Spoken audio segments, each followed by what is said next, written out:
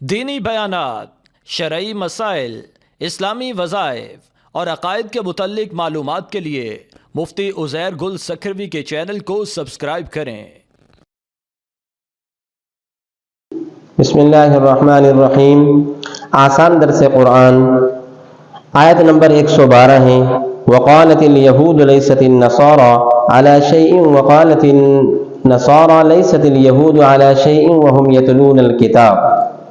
فرمایا کہ یہودی کہتے ہیں کہ نصارہ نہیں ہیں کسی راہ پر، اور عیسائی کہتے ہیں کہ یہود نہیں ہیں کسی راہ پر، باوجود کہ یہ دونوں جو ہیں وہ کتاب کو پڑھتے ہیں۔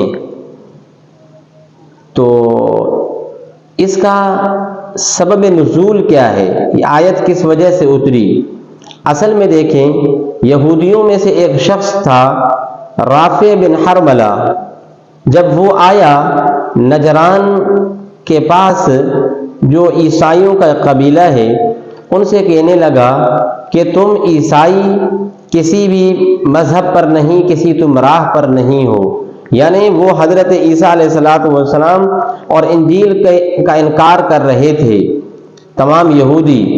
اور اسی طرح پھر نجران میں سے ایک شخص اس کو، عیسائیوں میں سے ایک شخص اس کو جواب دینے لگا کہ تم یہودی بھی کسی راہ پر نہیں ہو، یعنی تم بھی گمراہ ہو۔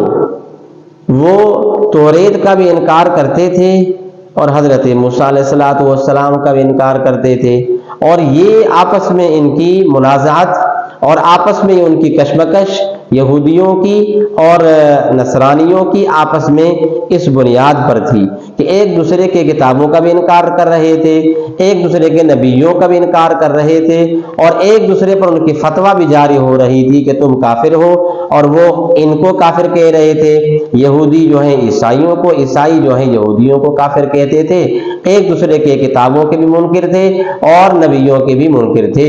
اس پر یہ آیت اتری کہ یہ دونوں کسی راہ پر نہیں ہیں اور ان کا آگے فیصلہ ہوگا۔ یہاں تک اتنا خلاصہ تھا، پھر آگے انشاءاللہ آگے بیان کروں گا۔